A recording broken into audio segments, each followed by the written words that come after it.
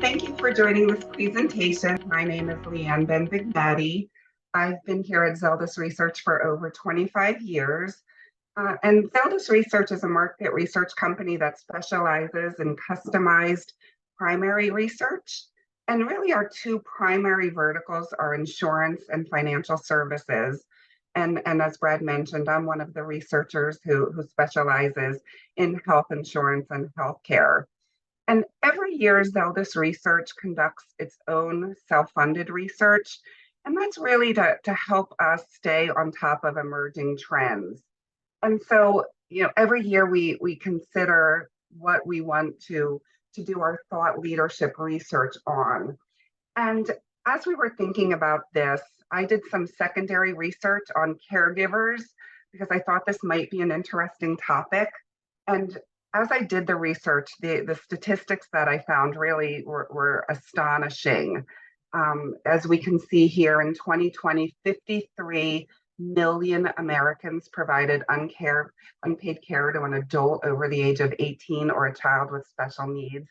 Nearly 1 in 5 family caregivers experience significant financial strain. 23% say caregiving has made their own health worse. And 3/4 of adults caring for parents said that caring for their parent has put a strain on their relationships. And 46% say it's damaged their romantic relationships. And 25% say it played a major role in their divorce.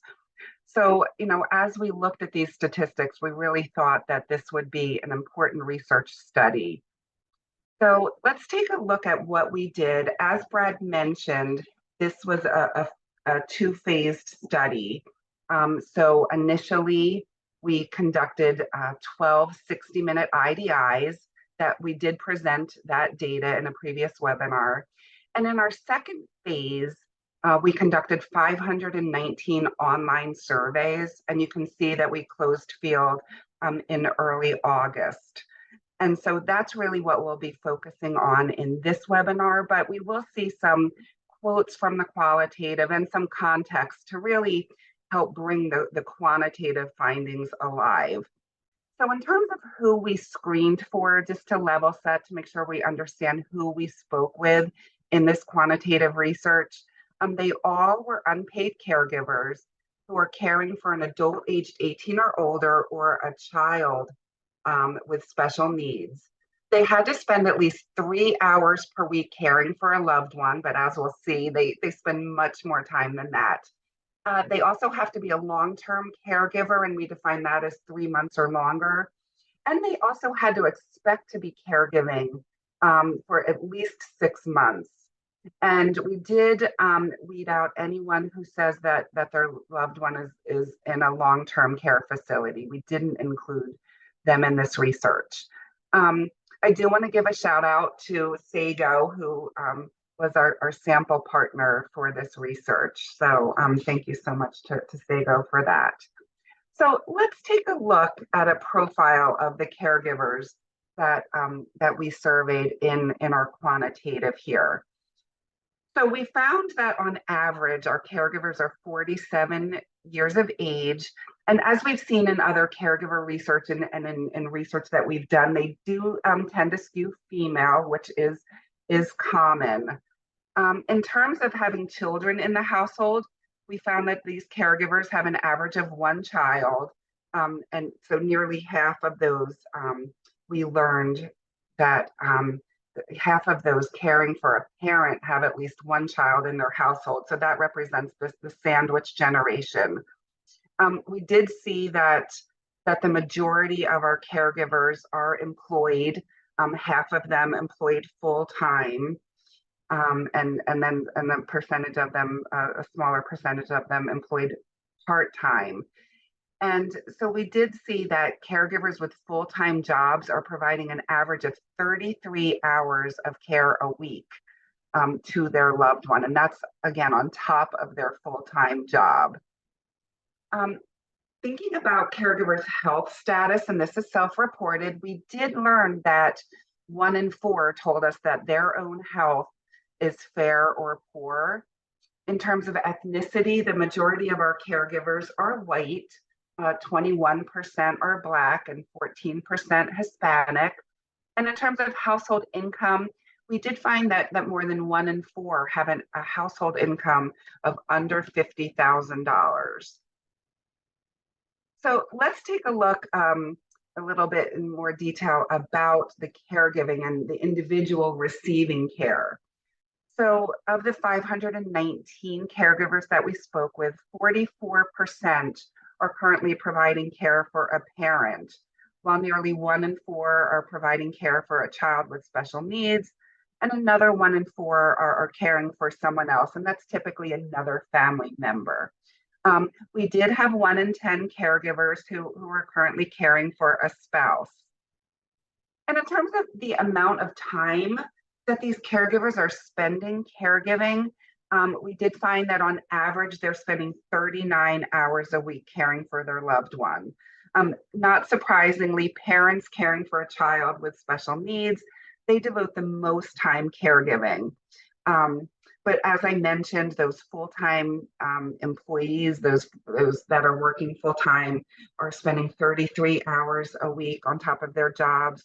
And caregivers that are working part-time or not working at all are spending even more time, 44 to 47 hours a week caregiving. And with these caregivers that we surveyed, 73% of them told us that they're the sole or primary caregiver. And in terms of why their loved one currently needs care, we found that 1 in 5 told us that their loved one has a physical or mobility issue. 15% said that they're generally disabled. 14% say their loved one has Alzheimer's, and another 14% say that their loved one has a cognitive disability. So, thinking about the type of support that these caregivers provide, of course, we wanted to explore that. And so at the top of the list in blue, we see the most common activities that these caregivers are providing to their loved ones. So household chores and errands, providing meals, cooking for their loved ones, social and emotional support, coordinating medical care, transportation. But then we also see a sizable percentage mentioned that they manage their loved ones' finances, they provide light medical care, they're their loved one's health insurance advocate, and 66% also provide personal care for their loved one, helping them with hygiene and dressing. And so thinking about that financial management and coordinating medical care, it's really important to keep this in mind, as caregivers may often be the ones responsible for the financial and insurance decisions of their loved ones. And this quote that we have here really encapsulates the role that many caregivers play in their loved ones' lives, and we can see the extent of it. So this caregiver shared, "I'm her mental health support and advocate person. I provide emotional support and financial support. I'm also like a doctor, a veterinarian because she has a cat, house fixer-upper, and organizer of family stuff. I take care of almost everything." So we also wanted to know whether these caregivers had to make modification to their loved one's home in order to make it safe for them. And we can see here that the large majority, 75%, told us that they did have to make modifications to the home. And that's whether it's their own home when their loved one is living with them, or their loved one's home if they're living independently. And in terms of the most common modifications that are being made, we can see here at the top of the list, it's safety precautions for the bathroom, so grab bars, a shower chair. But we also see that rugs had to be removed, furniture had to be removed so that there weren't trip hazards. 55% installed security cameras, 44% safety locks, and more than 1 in 4 had to install wheelchair ramps in order to allow for their loved one to get in and out of the home. So really a wide variety of changes made to the homes to make sure that their loved ones are safe and ensure that they stay in the home and don't wander outside and perhaps get lost in the case of Alzheimer's and dementia. So let's take a look at the impact that caring for a loved one has had on our respondents. So thinking about um, trying to maintain balance in their life, we learned that nearly 7 in 10 caregivers indicated that it's really difficult to balance caregiving with the other things going on in their lives. And this is particularly true for those who are caring for a parent. 79% of those who are currently caring for a parent find it difficult to maintain that balance in their life. And in our survey, we also included some statements and asked caregivers to indicate their level of agreement with each statement. And these findings are very telling. What we see here are the percentage of caregivers who disagree with each statement. So we learned that 40% of these caregivers do not find it easy to find resources related to caring for their loved one. And more than 1/3 do not get the mental health care that they need for themselves. More than 1 in 4 do not have a plan in place for if they are no longer able to care for their loved one. And when we looked at this by caregiver age, 37% of caregivers age 55 to 74, so that those older caregivers that we surveyed do not have a plan in place for if they're no longer able to provide care. That's 37% of them, more than a third. And we also learned that 1 in 4 caregivers do not feel that they have the support that they need to take care of their loved ones. So these statistics really highlight the opportunity that we have to better help support caregivers and really to meet their needs. So here we have another quote, and this is from a caregiver of an adult child, but this gentleman also was a caregiver for his mom before she passed away. And he was really lamenting about the services that he didn't know were available to them. And he told us, I wish I knew I could get help from outside, whether it's from the government or nonprofits, because for both my mom and my daughter, you go for so many years and then you find out you could have had that would have helped. People don't know, don't have enough knowledge of the resources that are out there. And really, in speaking with him, we could hear this frustration in terms of a lack of knowledge in terms of the resources. So then thinking about the challenges of caregiving and what they face in their day-to-day, trying to care for their loved ones, we learned that caregivers do have so many challenges that they face. They worry about their loved one's future. They think about the physical exhaustion and emotional toll that caregiving has placed on them, the stress on their family life, the fear of the unknown and what's to come in the future for their loved ones and themselves. And then thinking about time management and the difficulty that they have managing time in terms of everything that they're trying to do. Those really top the list, but as we can see, there are a number of other challenges that these caregivers face. And thinking about those caregivers who are caring for a parent, they're significantly more likely to mention the emotional toll that caregiving has taken on them than caregivers of other individuals. And we also learned that caregivers with children in the household, again, that sandwich generation perhaps, they're significantly more likely to cite the stress on their family life and on their career than those without kids at home. And in a separate question, we asked about the impact caregiving has had on the caregiver's own physical health. And we learned here, similar to the statistic that I presented early on, in the presentation and the secondary research that I did, we learned that 22% of caregivers say that caregiving has had a major negative impact on their own physical health. And another 30% told us that it has had a moderate negative impact on their own physical health. So half of these caregivers told us that it had a moderate to major impact on their health. And this first quote here, I really think exemplifies this. Caregivers don't sleep, don't eat on a schedule, forget to take our meds. We run all day long. We have everybody else's doctor's appointments and have to reschedule ours 4 times. We don't get the care we need most of the time because they, meaning their loved one, comes first. And then I mentioned earlier also the impact that caregiving has on the relationship with the loved one when we were looking at those statistics.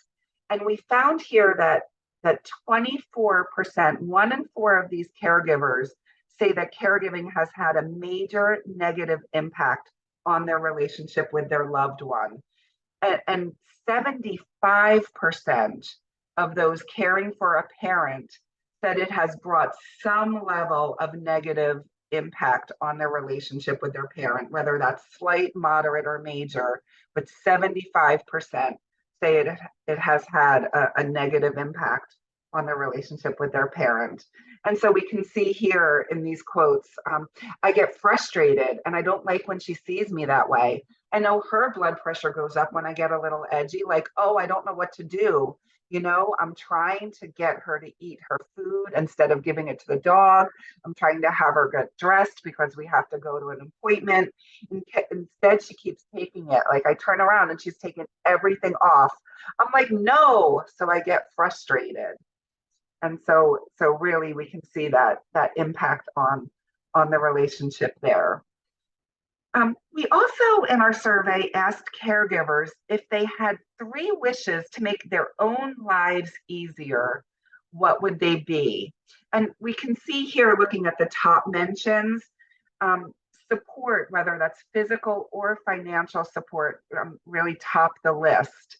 45% wish that they had more support from family, friends, or someone else. 43% wish they had more financial support.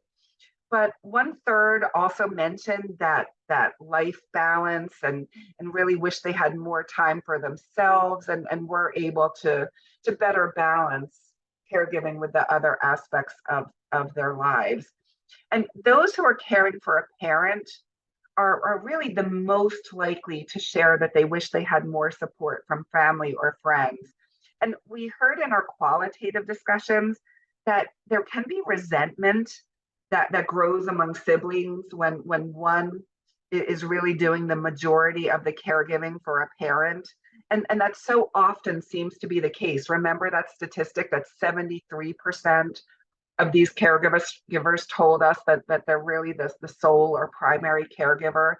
And so when there's other siblings, they can, and who aren't providing the same level of support, really it can harm the relationship. So that did come up quite a bit in our qualitative. And we also learned here in this wish list that 1 in 10 caregivers wished that they had more training. So that came up in their top 3 wishes.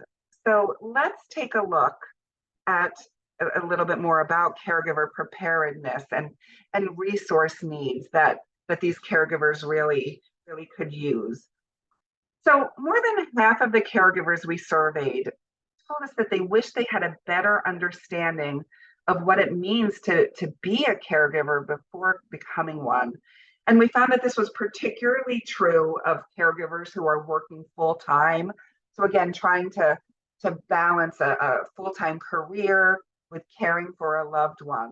So 60% of caregivers who are employed full-time really wished they had a better understanding of what it would mean to be a caregiver.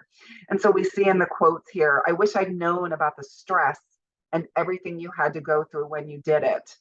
And another quote, I'm not equipped to care for her. My brother is not equipped to care for her. So really that feeling of just not being able to do it. But again, they are in that role and they have to be the caregiver for their parent. So we presented a number of offerings that may be available for loved ones. So again, for the person receiving care. And we asked the caregivers if their loved one currently receives it, and if so, are they using it? And if not, would they find it valuable? So again, these offerings are for the one that's receiving care. We'll take a look at offerings for caregivers next. And so when we look at this, first, it's important to note that nearly 1 in 5 caregivers say their loved one doesn't have any of these offerings available to them. 18% say they receive that their loved one receives none of these offerings. We found the most common offering that's currently being received and used is a therapist or counselor there at the top of the list. But we do see high usage among all of the other offerings that are available: a home health aide, transportation, food delivery, care manager. So while very few may have access to this, those that do are using it. But when we ask those who don't currently have access to this whether it would be valuable for their loved one, we can see that the large majority say that this would be valuable for their loved one. And thinking about those caregivers that are working full time, they're more likely to say that transportation and a care manager for their loved one would be valuable compared to those who are not working full time. So either working part time or not working at all. So we can see there's real opportunity here in terms of providing offerings to loved ones who are receiving care. And now let's take a look at offerings for caregivers. And so we see that more than 1/3 currently are receiving any one, fewer than 1/3 are receiving any one of these offerings. So the most common offering that's being used is educational materials, caregiver training, paid time off from work, and respite care. But when we take a look at which offerings would be most valuable among those caregivers who aren't currently receiving it, we really see that paid time off from work tops the list at 83%. But other offerings that would be valuable include the EAP and an employee assistance program at 75% for those who are currently working, a counselor or care manager for the caregiver. And we did hear that in our qualitative. It did come up that the caregivers told us that their loved one may have a care manager or a counselor through their health insurer, but that it would be valuable for they themselves to have one, to have someone to talk with. And then also we heard about respite care and caregiver training. Those are not other opportunities in order to help support caregivers. And we did find that those that are caring for a parent, as well as those working full time with children at home, are at least directionally and often significantly more likely to find all of these offerings valuable if they don't currently receive it. And so in our qualitative, we asked about training opportunities and how a health insurer or an employer or a company could better support caregivers in terms of training opportunities. And so we heard about time management strategies, how-to strategies to help manage care for a loved one, and maintaining other relationships, how-to strategies for specific conditions in terms of how to care for someone with that condition. We heard that oftentimes you can Google and learn about someone with schizophrenia, for instance, but it's very difficult to find information about how to care for someone with schizophrenia. And they'd also like information about self-care, how to take care of themselves while they're trying to balance everything that they're doing. They'd like financial planning support and a list of resources that could be available to them for not only for the caregiver, but for the loved ones as well. And then we wanted to find out who would be best suited to provide this type of support.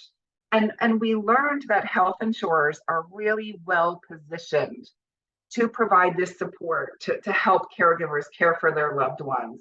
So 38% feel a health insurer is best suited in this role. So 28% say it's their loved one's health insurer that could take on the role, and 10% say their own health insurer could take on their role.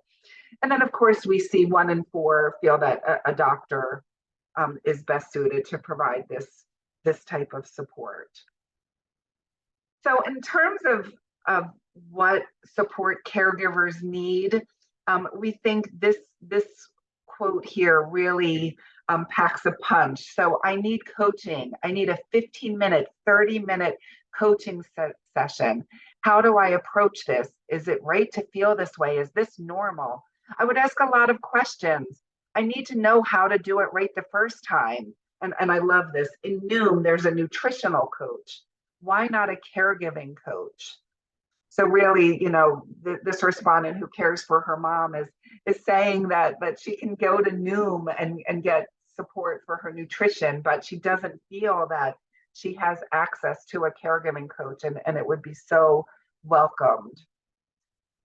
So we wanted to dive in a little deeper in terms of the support that caregivers receive from both their health insurer and their employer, and how satisfied they are with this support and any opportunities.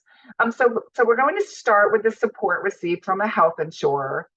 And we can see that 1 in 5 caregivers are satisfied with with the support that they receive from their caregivers, from their own health plan. 1 in 5 say that they're very satisfied with that support that they receive from their own plan. And 59% are satisfied with the support that they receive from their loved one's plan, with 21%, again, 1 in 5 saying that they're very satisfied with that support. So again, from our qualitative, we asked about opportunities, additional opportunities, in ways that a health insurer could better support caregivers and their loved ones. And so we learned about information on specific diseases, how that would be valued, a caregiver portal or mobile app. So again, they told us that the health insurance member has a portal that they can go to, but having access to a caregiver portal, whether that's within that member portal and information there would be valuable, or separate on its own. A caregiver hotline would be welcome to call when a caregiver needs support. Of course, respite care and home health aides are very valuable, but also assisted living and planning services are valuable. Again, care managers for that care receiver, and the perception is that could come from a health insurer. Care facility placement support and really helping caregivers find the best places for their loved ones when they need to move outside of the home. And again, access to mental health services, and we'll talk a little bit more about that in a little bit. So again, another quote here, and this is from a caregiver who's caring for an adult child. We've tried to get palliative care for her. We've tried to get some home health care, and her doctor has been very good in trying to help us, but it's the insurance companies that are a pain in the neck, that are, oh, you don't need it. Like, really? The ridiculous thing is, if they provided that, she would have stayed out of both the ER and the hospital a lot of times. So really just demonstrating the need for providing that home health care and allowing the patient to get the care that the doctor is recommending. We can see in this quote here. And then, as I mentioned, really the importance of mental health resources. So 32% of, of the caregivers, one third, said that caregiving has had a major negative impact on their mental health. And another 32% say it's had a moderate negative impact. So really more than 60% saying that caregiving has had a moderate or major impact on negative impact on their mental health. And caregivers with children at home, again, that sandwich generation, they're significantly more likely to say caregiving has had a major negative impact on their own mental health than those without children at home. And we can hear this in this quote here that really exemplifies the anguish that caregivers can feel and the need for proper mental health support. My greatest worry is my own mental health. There's a lot of days when I think I'm either going to snap or I'm going to hurt her, or I'm just going to pack my stuff up and leave the house and not even blink because it's that hard. And I tell her long-term care caseworker this all the time. And I feel like it's falling on deaf ears because the girl is 26 maybe, and I don't think she has any idea how hard this is. So again, in this case, there is a caseworker, but this mom just doesn't really feel that she's getting the support that she needs, and we can see and hear the impact on her own mental health and her extreme concerns about her own future. Another quote here, and if this quote doesn't sound like a caregiver, I don't know what does. Um, I don't want to burden my boyfriend talking about this. He can tell that there are times that I'm a little stressed out, and I want to be very careful about pulling my brother or sister in because I'm sure they have their own stresses surrounding this as well. I don't want to overload them. So really, this caregiver is taking it all on her own because she doesn't want to burden others and feel like she's adding to their stress, which again just really sounds like a caregiver through and through. So, as I mentioned, we're also going to talk about caregiver support from employers. And so, really, we learned in this regard that 1 in 4 caregivers who are employed full time say caregiving has had a major negative impact on their career. And another 29% say it's had a moderate negative impact. So, really, we can see the negative impact that caregiving has on those who are again trying to juggle that full-time job. In terms of the satisfaction and support received from employers, we learned that 1 in 4 caregivers who work full-time are very satisfied, and about 6 in 10 are very or somewhat satisfied with the support that they receive from their employer to help them with caregiving. But we can also see how that satisfaction decreases significantly for those who are working part-time. In terms of suggestions for how employers can better support caregivers, and again, we talked about this in our qualitative.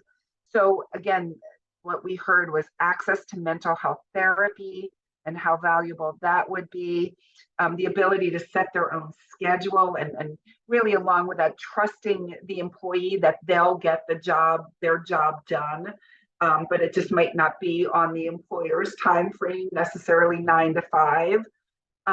Paid and unpaid time off for caregiving, and financial planning support, and perhaps even a matching program would be valuable. And we can see here in this quote, there should be caregiver leave. My kid's school district will give teachers 10 days to just do whatever they need to do, because I've used everything. I've used short-term leave, I've used sabbaticals, I've called in everything in the book. So really just the need to be able to have that paid time off and that leave so they can take care of their loved one. We also asked about what digital tools caregivers are using to help them care for their loved ones. And so we learned that 67%, so 2 in 3, are using websites to help them in their caregiving role, and half are using mobile apps. What I think is interesting here when we look at this list of specific websites and mobile apps that are being used, care.com is really the only site specifically for caregivers, and it's being used by a relatively small percentage of caregivers. So I think there is a real opportunity in terms of digital tools to potentially help better support caregivers. And we did see, as we talked about, the need for a caregiver portal or mobile app. We also explored the role of financial advisors with these caregivers.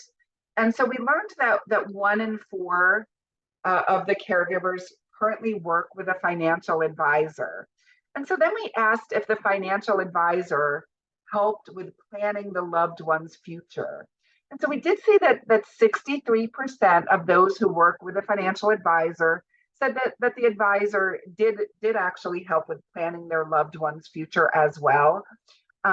We do see a difference by age here. We can see that younger caregivers are significantly more likely to say that their financial advisor helped with planning their loved one's future. And in our quote here, we can hear from a caregiver who really wishes she had done something differently in terms of financial planning for her parents. She told us they didn't save enough. And although they had prepaid funeral plans and a little bit of life insurance, they didn't accumulate the savings they should have. I wish I had known then what I know now about how expensive it is to take care of someone. I know how expensive it is to take care of a child, but I planned from the minute these kiddos were born. And so she wished that, she told us that she wished that she had inquired more about her parents' finances and had realized, how little they had saved. So as part of this research, after the quantitative, we also pulled together 3 caregiver personas, which we think are helpful when we think about how we can best meet caregiver needs, and really how there are different caregivers and their needs may vary. So let's take a look at these personas. So first we have Renee. And so Renee's 39 years old, and she cares for her 18-year-old son with special needs. And she's the sole caregiver, and she's self-employed. She actually had to start her own business in order to have that flexibility to balance caregiving. She's divorced, and she has another child at home, as well as her son with special needs. And really, we hear in this quote, "You're still trying to take care of them first." It's like the opposite of when you're in an airplane and they say, always put your oxygen on first. You're still going to do theirs first. And so really, just demonstrating how important it is for her to really take care of her son and make sure he's getting all that he needs. And really, Renee struggles to balance caregiving with her other responsibilities and other aspects of her life.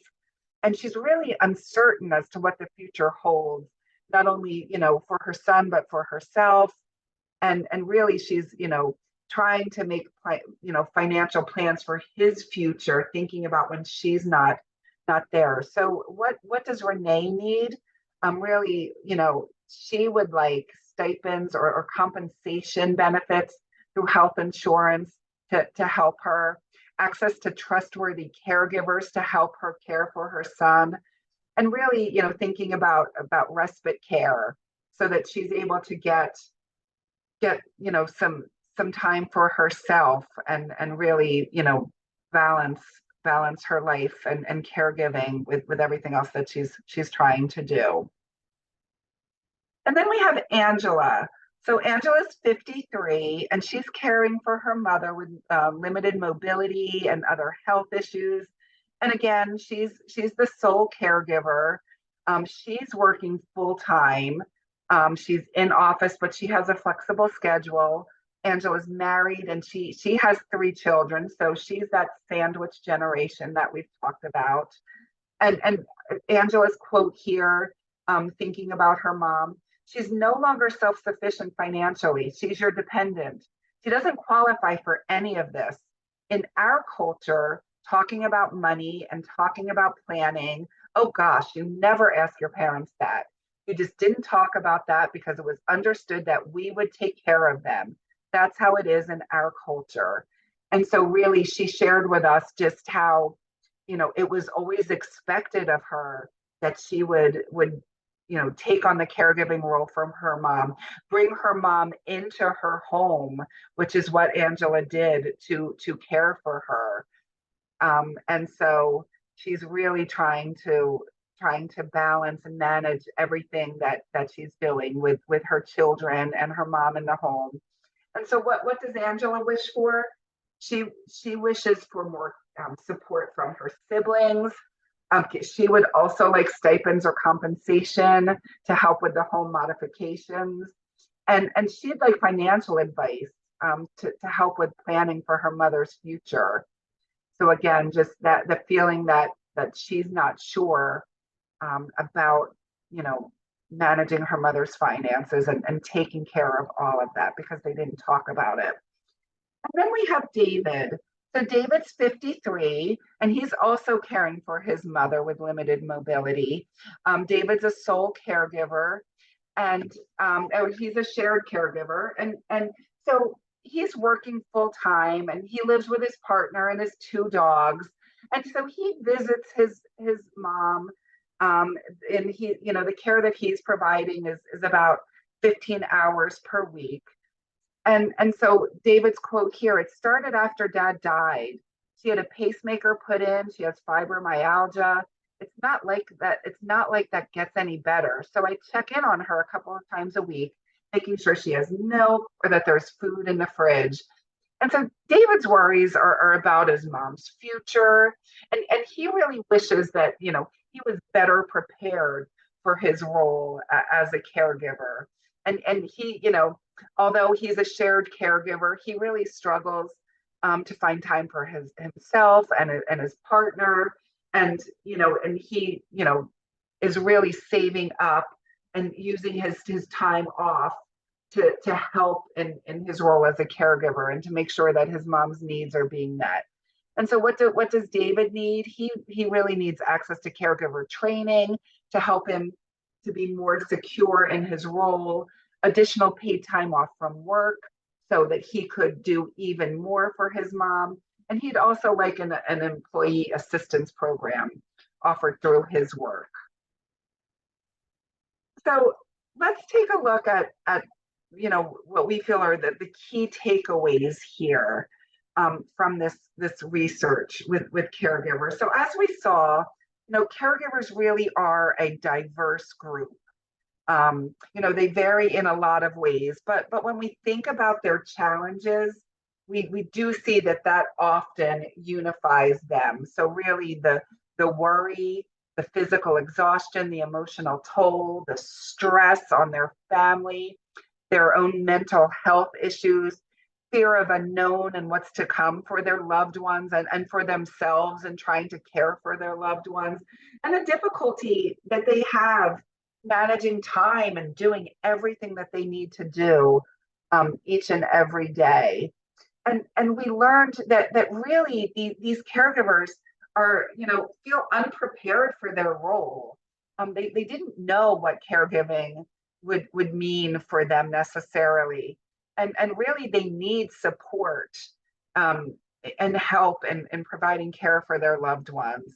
And so when we think about, what type of support would be most valuable, a caregiving counselor, a care manager, caregiver training would be so valuable to really help these caregivers in trying to care for their loved ones and just support them and really give them a sense of security in what they're trying to do.